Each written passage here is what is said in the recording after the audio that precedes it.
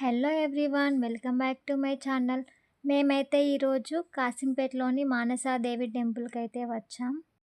Every Tuesday, Friday భక్తులు అధిక సంఖ్యలో వస్తారు.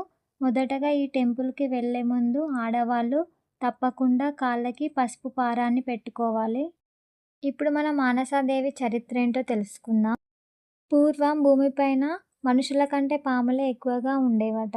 ఎక్కడ చూసినా పాములు విచ్చలవిడిగా తిరుగుతూ ప్రజల్ని భయభ్రాంతులని గురి చేస్తూ ఉండేవట. అప్పుడు కశ్యప మహాముని నాగులను అదుపులో ఉంచుకోవడానికి తన మనోసంకల్పం చేత అధిదేవతను సృష్టించాడు. అలాగే ఈ తల్లిని శివుని మానసపుత్రిక మానసాదేవి అని కూడా అంటారు. మన ఇండియాలో ఫస్ట్ టెంపుల్ ఉత్తరాఖండ్లోని హరిద్వార్లోని బిల్వ పర్వతం పైన మానసాదేవి ఆలయం ఉంది. సెకండ్ది మన కరీంనగర్ జిల్లాలో గన్నేరువరం మండలం కాసింపేట్ గ్రామంలో ఉంది. మానసాదేవి తన తండ్రి అయిన పరమశివుడికి మొదటి ప్రాధాన్యత ఇస్తుందంట. మానసాదేవికి తన తండ్రి పరమశివుడు అంటే చాలా ఇష్టమంట. ఇక్కడ మొదటి ప్రాధాన్యత తన తండ్రికే ఇస్తుందంట. ఇక్కడ మొత్తం 108 నాగశివలింగాలు ఉన్నాయి. 54 నాగప్రతిమలు, 54 శివలింగాలు. ముందుగా ఇక్కడ అభిషేకం చేసిన తర్వాతనే అమ్మవారి దర్శనానికి వెళ్తారు. ఇక్కడ మానసాదేవి అమ్మవారు స్వయంభుగా వెలిశారు. 2016 జూన్లో వీరభద్ర స్వామిని పునఃప్రతిష్ఠాపన చేసేందుకు వీరభద్రుణ్ణి తీసే క్రమంలో మానసాదేవి అపురూప లక్ష్మి విగ్రహాలు కనిపించాయి. ఈ విగ్రహాలు దాదాపు 800 సంవత్సరం కాలం నాటి అని పురోహితులు చెప్పారు. మానసాదేవిని నాగసర్ప దోషాలకే కాదు, సంతానానికి, సంపదకి కూడా ఆరాధిస్తారు. ఈ తల్లిని భక్తితో, ప్రేమతో ఆరాధించాలి. తప్పకుండా కోరికలు నెరవేర్చుతుంది. ఇక్కడ పంచమి తిథి రోజున సంతాన దీక్ష 41 డేస్ తీసుకుంటారు. ఇక్కడ మనం క్యూ లైన్లో రావాలి. ఇక్కడ మనకి స్పెషల్ దర్శనం, ఫ్రీ దర్శనం ఉంటుంది. ఇక్కడ ముడుపు కట్టేవాళ్ళు 21 సార్లు అమ్మవారి పేరు నామస్మరణం చేసి కడతారు. మీరు చూస్తుంది శ్రీచక్రం. ఈ శ్రీచక్రం 18 శక్తిపీఠాలు అంతటా తిరిగి వచ్చి అక్కడ ఉన్నటువంటి యంత్రబలంతో ఇక్కడ మన దేవాలయంలో ప్రతిష్ఠించడం జరిగింది.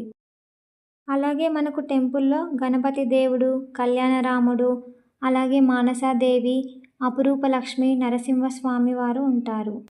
దర్శనం చేసుకొని బయటకి రాగానే ఇక్కడ అమ్మవారి చీరలు, గాజులు ఉంటాయి. ఇక్కడ మనకి కావాలంటే అమ్మవారి చీరలు, గాజులని మనం కొనుక్కోవచ్చు. ఇక్కడ మనకు అమ్మవార్ల విగ్రహాలు ఉంటాయి. మానసాదేవి అమ్మవారు, అలాగే అపురూప లక్ష్మి అమ్మవారి విగ్రహాలు ఉంటాయి.